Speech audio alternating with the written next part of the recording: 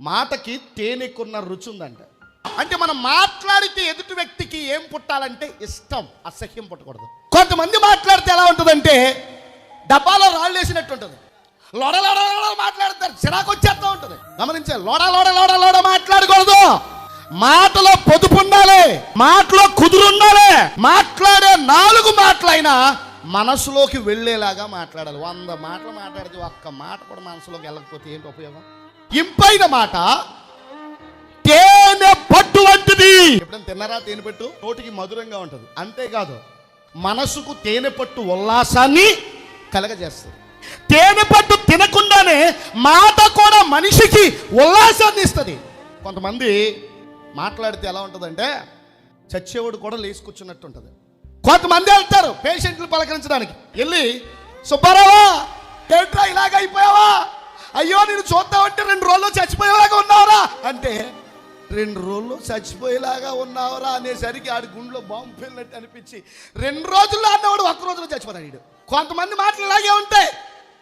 ఎలా ఉండేదాన్ని ఎలా అయిపోయావంటే బతికించడానికి చంపేయడానిక. నువ్వు రోగిని పలకరించడానికి వెళ్ళినప్పుడు ఏం పర్లేదమ్మా, కష్టాలు అందరికీ వస్తాయి, ఏం పర్లేదు, ధైర్యంగా ఉండవు, మరలా నీకు మంచి రోజులు వస్తాయి, నువ్వు త్వరలో కోలుకుంటావు, నువ్వు మరలా మునుపటి కంటే మరింత ఆనందంగా ఉంటావంటే ఆడికి వినే కొద్ది బలం వచ్చేస్తా ఉంటుంది. దేవునికి స్తోత్రం చెప్పండి. మాట అండి ఎక్కడో కొన ప్రాణంతో ఉన్నవాడిని లేచి కూర్చునేలాగా చేస్తుంది. అదే మాట రక్తం ఒకటే రాదు, ఒక్కొక్కరు ఒక్కొక్క మాట పలుకుతూ ఉంటే కత్తి పెట్టి పొడిచినట్టు. కత్తి అవసరంలా, మాట వెళ్ళి గుండెలో దిగిపోద్ది. అర్థమైందా? ఆ రోజు నుండి మంచం పట్టారు.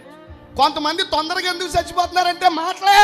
కొంతమంది ఎందుకు చచ్చిపోతలేదంటే వాళ్ళ చెవికి అందే మాటలే. స్తోత్రం చెప్పండి. అంటే కొంతమంది మాటలు వాళ్ళ చెవికి వినబడుతూ ఉంటే వాళ్ళకి మహా సంతోషాన్ని కలిగించి, సంతోషం సకల బాధల నుండి విడిపిస్తుంది. Praise the lord. నువ్వు సంతోషంగా ఉండడం ప్రాక్టీస్ చేయి. అసలు ఏ బాధ నీ మనసు దరి చేరదో. ఈ ప్రపంచంలో ఎవడైనా బాధపడతాడు, ఎవడైనా ఏడిపిస్తాడో, ఎవడైనా కృంగదీస్తాడో, ఎవడైనా నొప్పిస్తాడో, కానీ హృదయానికి అధిక సంతోషాన్ని కలిగించే మాటలు ఎక్కడైనా ఉన్నాయంటే ఏకంగా బైబిల్ గ్రంథంలోనే. చచ్చేవాడిని కూడా బ్రతికిస్తాయి దేవుని మాటలు. దేవుని మాట ఇచ్చే ఉల్లాసం, దేవుని మాట ఇచ్చే ఉత్సాహం, దేవుని మాట ఇచ్చే బలం, దేవుని మాట ఇచ్చే సత్తువ ఈ ప్రపంచంలో ఏ మనిషి మాట ఇవ్వలేదా?